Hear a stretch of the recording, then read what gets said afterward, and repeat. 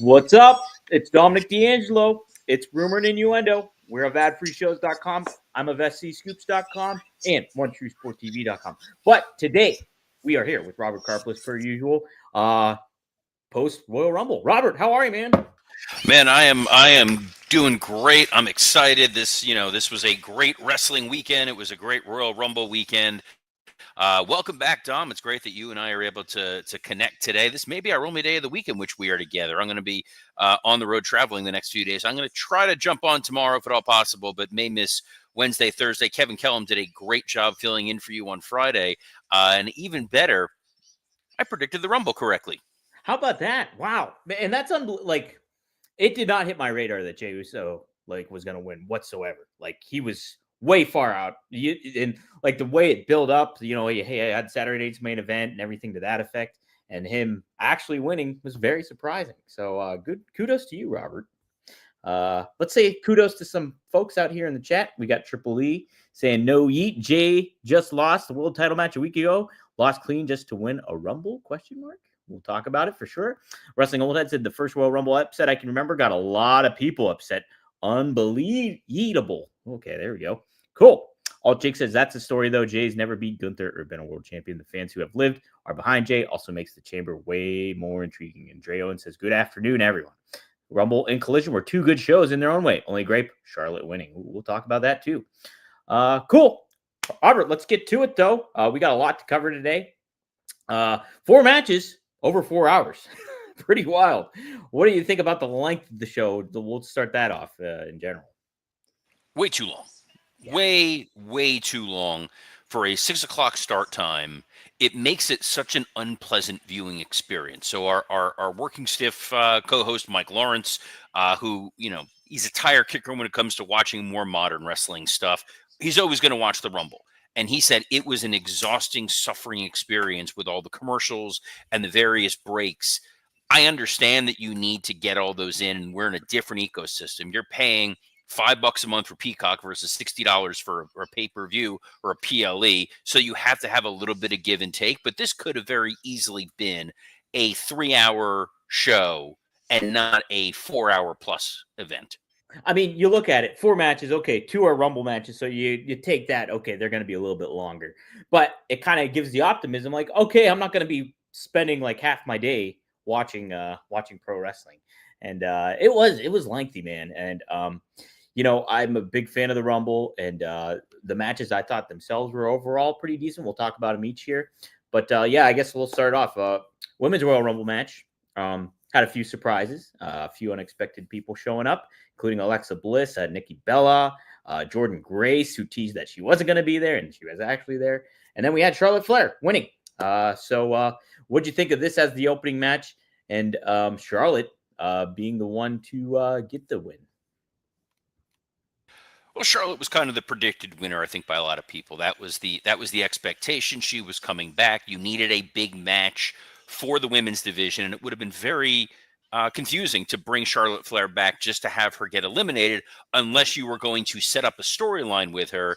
But if you're bringing her back to challenge for a title, so you wouldn't need a secondary story for her to be a part of. So it made the most sense that it was going to be Charlotte Flair, and now it's who is she going to challenge? Is it going to be Charlotte and Rhea? Is it going to be Charlotte and Tiffany Stratton? Yeah. What's more intriguing to you? For me, I think what's most intriguing would probably be Charlotte and Tiffany, just because in a Charlotte Rhea match, it's going to be very, very difficult to determine a true babyface, true heel, and I don't know that Charlotte necessarily has an appetite to come back and be booed. She was high-fiving people. She seemed, very, very happy to be there.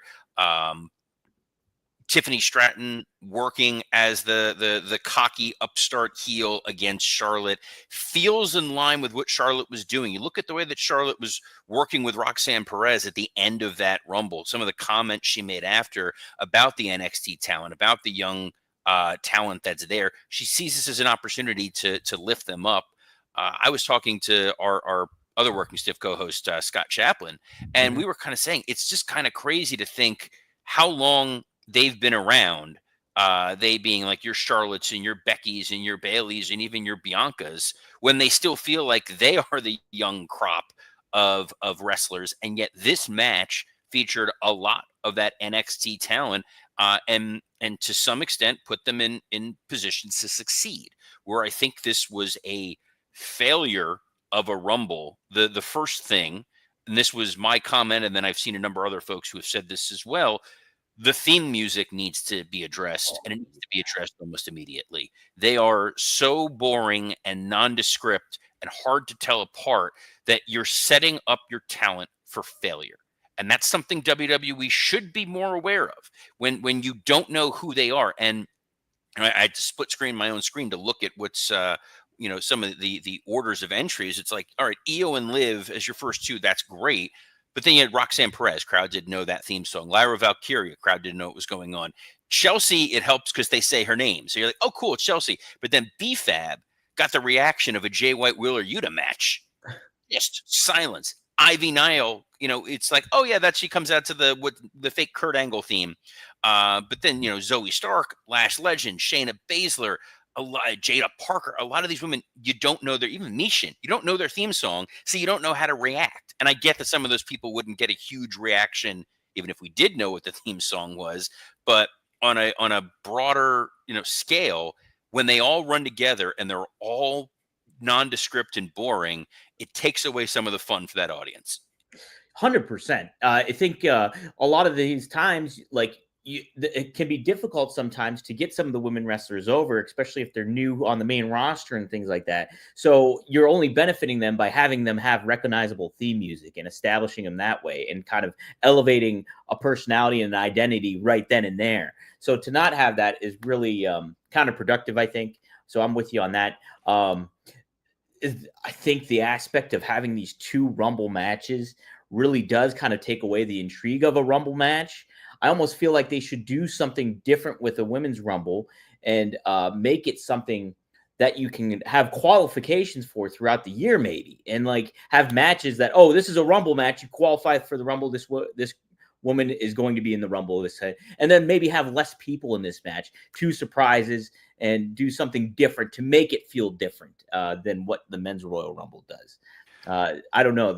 I don't know if there's a different way to navigate it, but it almost eats away at one another, I think, in certain ways. I've seen people point this out, and we're going to have this same conversation when we get to Elimination Chamber. Sure. That you're having a men's elimination chamber and probably a women's elimination chamber, and it's a lot of the repetition of the same spots. One solution is, you do a separate event that is solely built around a women's Royal Rumble. Perhaps, they did a women's only PLE years ago. Right. Bring that back. You can have, if your template is similar to what you have here, which is you do the women's Royal Rumble match, you have the 2 titles, the Raw title, the SmackDown title put on the line. You have the 2 secondary titles potentially put on the line. There were still a number of women who were not in this Royal Rumble that you could have found spaces and spots for. I know that one of the more controversial decisions was to put Jada Parker in this match. Jada Parker, based on the rumor and innuendo, had an issue with Jey Uso, where they may have had some sort of extramarital something or other. I don't know anything about it, don't want to know anything about it, but that crowd was readily aware that there was some baggage when it came to Jada Parker. She also had made some controversial comments online or liked certain posts related to transgender athlete participation in athletics when she does have a prior collegiate athletic background. That spot could have gone to Shotzi, who's competing on NXT right now. That could have gone to a Gigi Dolan. Isla Dawn and Alba Fire not represented in this Women's Rumble. So my point is, there were a number of other women who could have been in there. You could have filled out an entire women's pay-per-view, if they're PLE, if they really wanted to do so.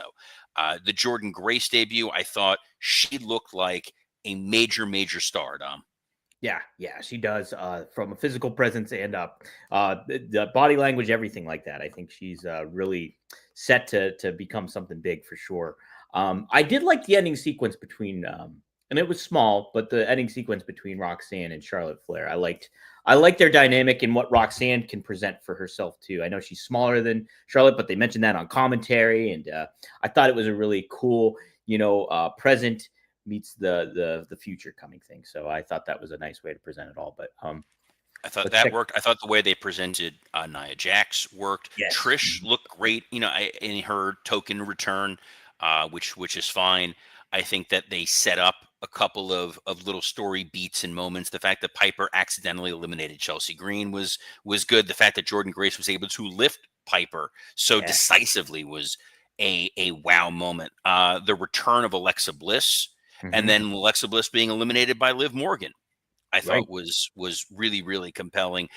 They told a little bit of the Lyra Valkyria Ivy Nile situation there, because obviously Ivy going after Lyra's women's intercontinental title, and then she eliminates Lyra. So it's like, all right, we're going to see what's going to happen there. They did the interaction with Ivy Nile and Maxine Dupree. They're not forgetting about stories, and I think that's what's really interesting that you're seeing in these rumbles. And the fact that you had Liv at 1 and Raquel at 26 when that was her insurance plan, it would have been so much more contrived if Raquel was number 5.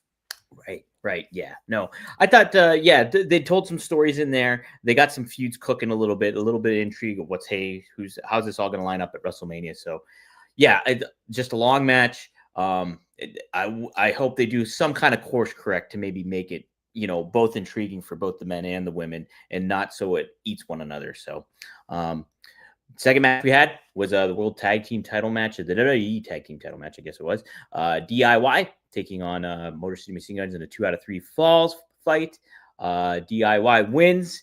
I like this match a lot, Robert. I thought, I heard what you guys said on working stiff and everything, but I thought this was such an athletic kind of competition. These guys have great chemistry with one another, and they got the crowd into it, despite the fact that the women's match was so long and kind of it was almost like a reset button to recharge the batteries. But I like these two teams a lot, and then we got the Street Profits involved too. But let's get your thoughts. Man, that was flat. There was Awesome.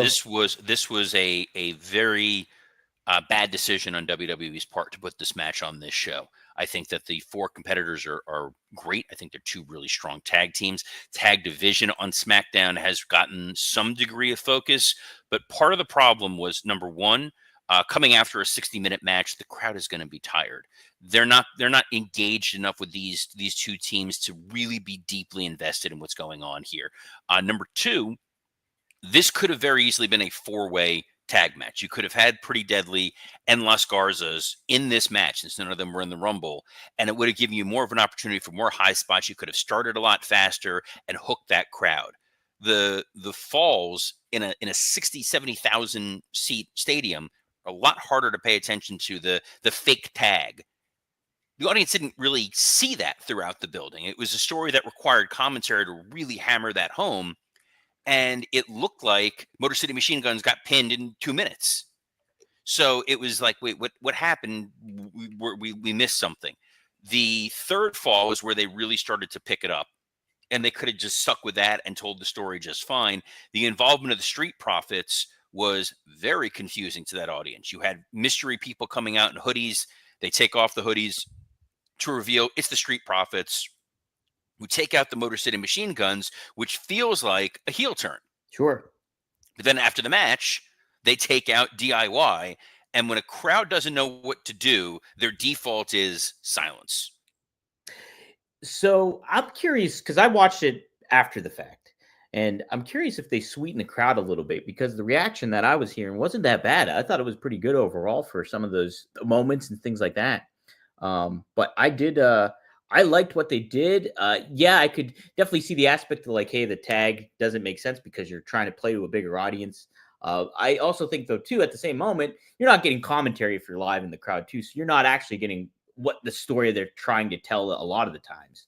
So I guess I could defend it in that Of way. course, but I think a four-way tag match, you could still have the same finish, by the way, for Mhm. that ending. But at least Sure. it would have taken the pressure off these guys, because when you put Motor City Machine Guns and DIY in there, there is that thought of this is kind of like the Young Bucks versus Penta and Phoenix. Oh, we're going to get a 15-star classic, and instead it kind of, for those guys, I think it kind of stunk. And Mm. Dom, speaking Hey. of stunk, I can imagine being in a stadium full of 70,000 wrestling fans. That's got to be a rough stink. But you know what you could have used there? What's that? Mando.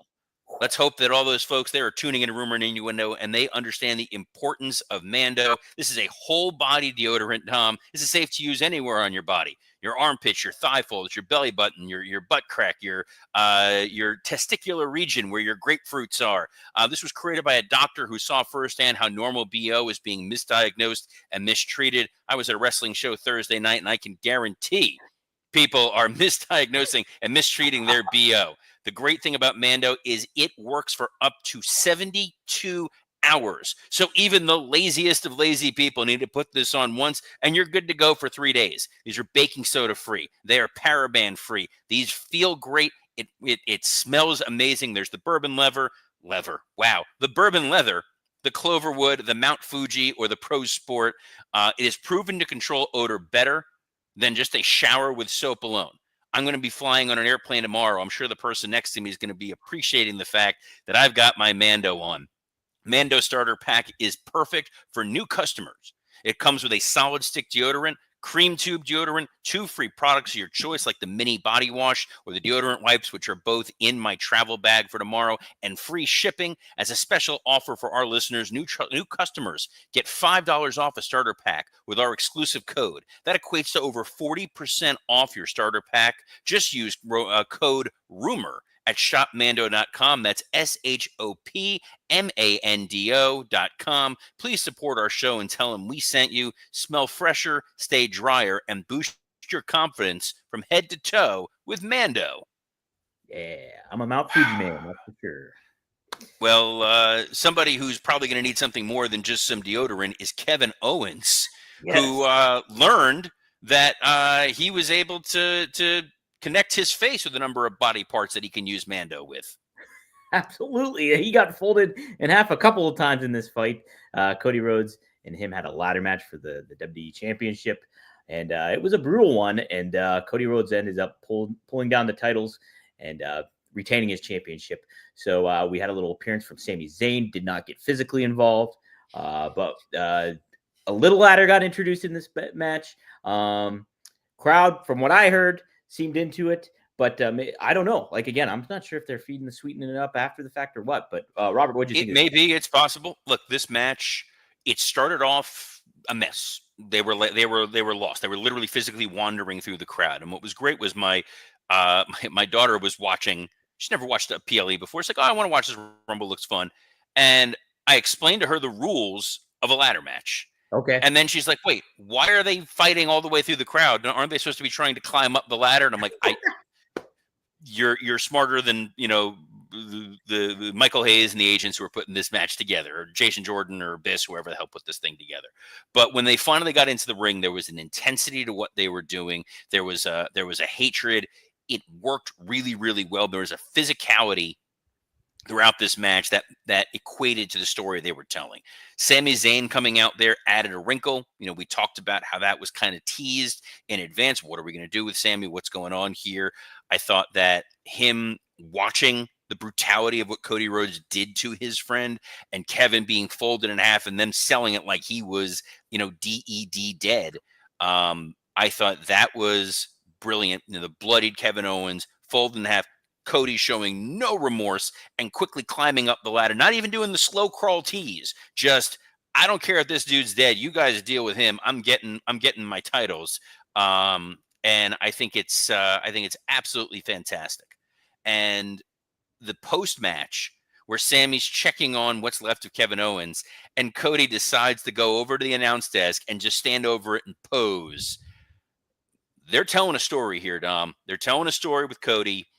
I like that this got to him, that this all the stuff that Kevin was saying has started to really seep in these seeds that have been planted of, you've been champion, like what Punk said on Monday. It can really start to take its toll on you. Look what happened to me. I, left the company because of it. Are we seeing something brewing with Cody going into WrestleMania, Dom? that's the intrigue of it all, because yeah, for what you're saying, like you were talking about, hey, you're losing friends, you're not gaining any, and like you're having this, everybody's kind of turning on you kind of thing, and Punk asking if he's okay. But then in turn two, Michael Cole on commentary, I don't know if you noticed this too, but he happened to say, like, I hate to be callous, but Kevin Owens kind of earned all this or deserved all this. He basically said, paraphrasing, and Which so works for the Cole character, because remember, Cole has been sort of a Cody apologist this whole time. They do have a history going back. So the fact that Cole says this, I don't think that was an accident. I think that there's something to this, again, going forward, as we build to WrestleMania, because let's be honest, I'm like, WrestleMania is our Super Bowl. Yeah. And speaking of Super Bowls, yes, that's coming up. But this ain't the little itty bitty teeny tiny Super Bowl. This is Super Bowl LIX. Get in on the action at DraftKings Sportsbook, an official sports betting partner of Super Bowl 59. Scoring touchdowns is key to hoisting the Vince Lombardi Trophy, and you have a shot to score big by betting on them at DraftKings Sportsbook, the #1 place to bet touchdowns. New DraftKings customers can bet $5 and get $200 in bonus bets instantly. Download the DraftKings Sportsbook app and use code RUMOR. That's code RUMOR for new customers to get $200 in bonus bets instantly when you just bet $5. Only on DraftKings Sportsbook. The crown is yours.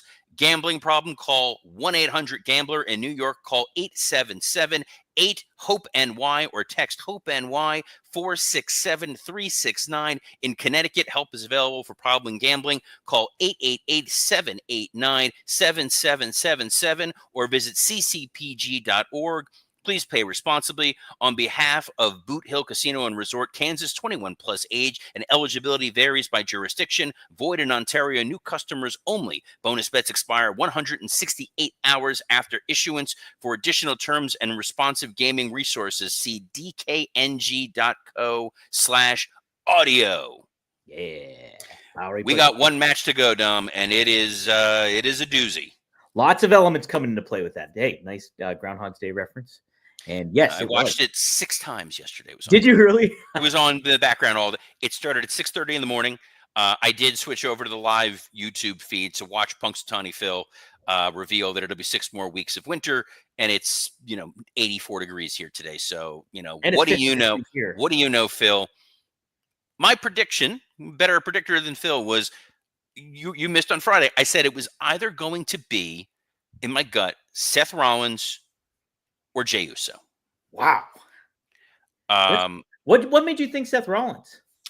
So when you look at the chessboard, and again, it's kind of like picturing you're in the war room, you're back booking like I was 1,000 years ago. What is our end game? And the end game is, we know at WrestleMania, one of those main events is going to be occupied probably by a Cody Rhodes match. You're going to put Cody Rhodes on in your main event as your signature match, and you can do a Cody match against a litany of compelling opponents, whether that is CM Punk, whether that is Roman Reigns, whether that is John Cena, even whether that is Seth Rollins theoretically. But the Gunther match, all due respect to Gunther, who is an incredible champion, he has not been booked to feel like he is the 1A of the company. And that's okay. You're going to have that any place you are. The idea is whoever was going to challenge Gunther, that's going to probably open a WrestleMania. It'll be a signature match at WrestleMania, but it's not going to be your main event, because I genuinely believe, and I've said this repeatedly, the women deserve a main event slot this year. I think Rhea Ripley, with the exception of Roman and maybe Punk, is the biggest star that company has.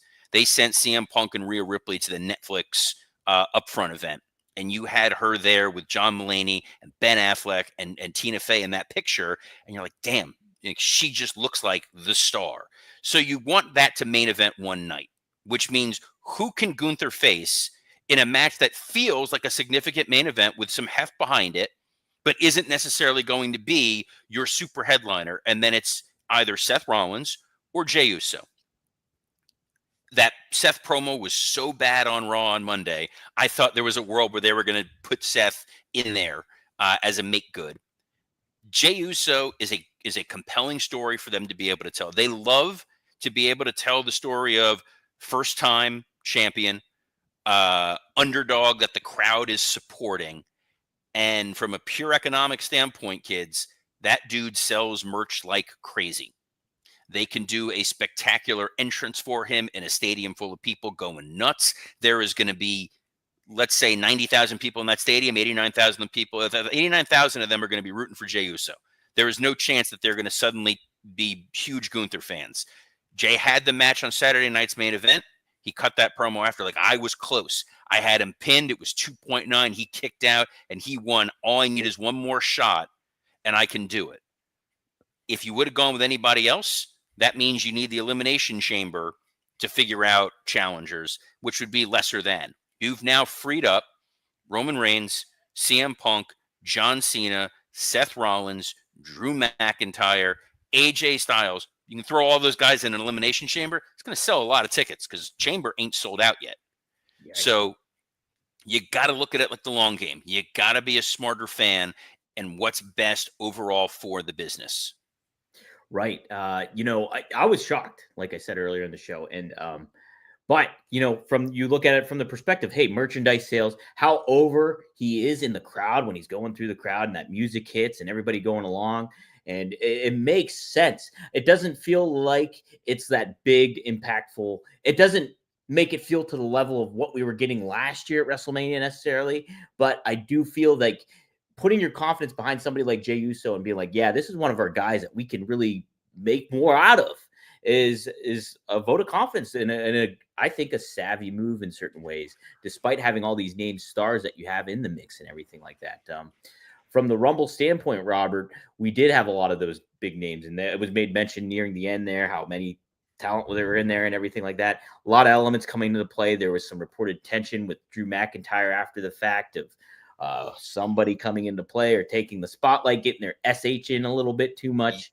Yeah. Yeah. And so let's get your quick assessment on that as we close out the show. Love that they started with Ray and Penta. It immediately felt like, oh, we're getting some unique moments, using some of the younger, more nimble and agile guys like a Gable, like a Carmelo Hayes, Santos Escobar, letting them bounce around a little bit, made it for an entertaining physical start of that show. We knew, none of those guys are necessarily going to win, but they didn't all feel like total cannon fodder. Tozawa was used as cannon fodder perfectly. The I Show Speed part of the match. Some people are upset about it. Number one, you saw the numbers that did. 250 million impressions. Right. I think it made 300 million actually now. It's 300 million now, which is ridiculous. And I don't know who I Show Speed necessarily is. No. My daughter did. She's like, oh, that's cool that he's there. Billing to a different age group, different generation. And the bump that he took, the spear from Braun Breaker, and then getting flung on to Otis and then thrown, like that dude wanted to play. He wanted to show up and say, let me roll up my sleeves. Let me be a part of this circus. So I will always admire a celebrity, an outsider who wants to come in and go ahead and do that. I think, real quick, because I know we're running extremely low on time. I can feel the Rumble clock is ticking here. Jacob Fatu looked very, very strong up until the moment that Braun Strowman eliminated him, which I didn't like. I thought Braun Strowman was murdered for a reason on TV, that he wasn't going to be part of this. That kind of stunk. Glad Joe Hendry made his debut. Cool. Nice TNA thing. He had his little moment with The Miz. Crowd got to cheer because then the next entrant was Roman Reigns, and then immediately this became a grown-up Royal Rumble. You had Roman in there, and Drew, and AJ, and Jey Uso, and Cena, Punk, Seth, Sammy. It just kept building and building, and you're going, this roster is just off the charts insane.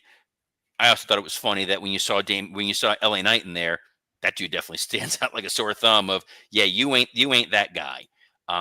It was clear that he was getting in the way of the Drew McIntyre elimination, which sucked. Mm-hmm. And I think that's why Drew was frustrated, because it felt like we're getting to a Drew Damian Priest match. Yep.